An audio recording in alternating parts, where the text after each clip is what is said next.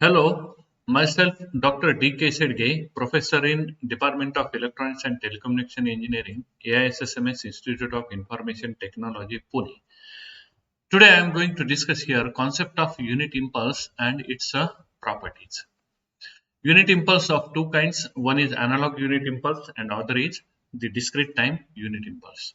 The analog unit impulse, it is denoted by delta of t, and its property is explained by a single equation, that integration of delta of t with respect to time t from minus infinity to plus infinity, its value is equal to 1. Delta of t is actually impulse which is occurring at t equal to 0. And what does this integration means? That area under that delta of t impulse which is occurring at t equal to 0, that area is equal to 1. That's why it is called as a unit impulse. Impulse can be of any other value also. The concept of analog impulse can be best understood from the unit step function. It's actually the derivative of unit step function. Instead of finding out as it is the derivative of unit step function, the unit step function is modified with a ramp function. And how it is modified? It is taking a ramp shape from 0 to capital T, and then it builds to a value of 1. It remains constant. This is a modified unit step function. If we take derivative of this modified unit step function, then we get that from 0 to capital T, the derivative will have a finite value, and from capital T onwards, the derivative will have 0 value.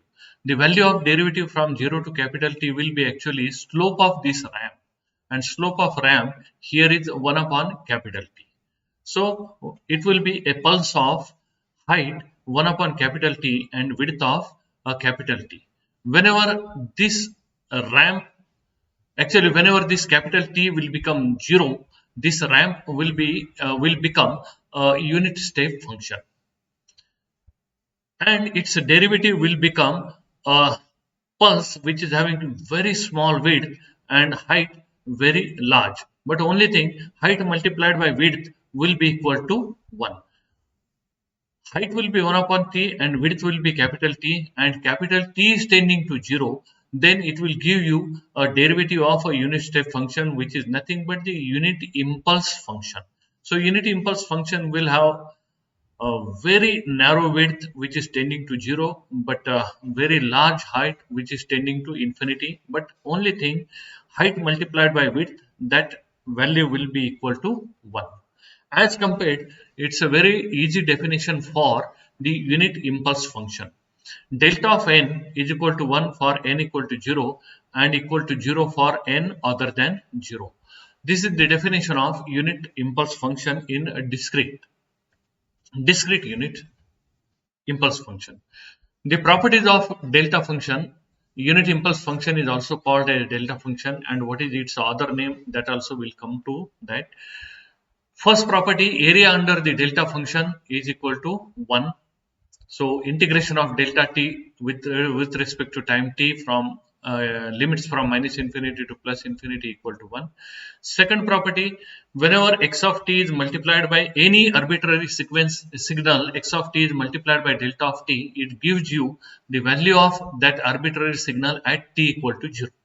So x of t multiplied by delta of t will give you x of 0 delta of t. Similarly, if we have a shifted unit impulse function delta of t minus td, and if we multiply by that shifted unit impulse function to any arbitrary signal x of t, we get the arbitrary signal at t equal to td, which is the occurrence of unit impulse function, unit impulse signal. So x of t td delta of t minus td. And that's why this delta function is also called as unit sample sequence. So you want to sample any value of the arbitrary signal x of t, you have to multiply by certain delta t, shifted delta t, and then you will get that value of x of t. Then this fourth property is quite important. This is also called as a scanning function. Integration from minus infinity to plus infinity of x of t delta of t with respect to time, it gives you the x of 0. Actually, multiplication of x of t and delta of t and its integration gives you value of x of t at t equal to 0. So we can prove that very easily using the property number 2.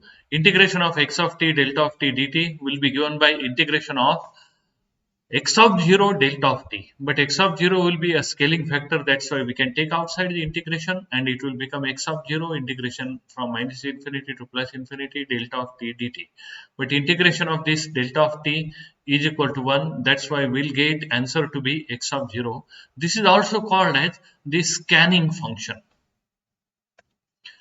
The next property of delta function, that is our unit impulse function, integration of x of t delta of t minus td will come out to be x of td, that is quite obvious.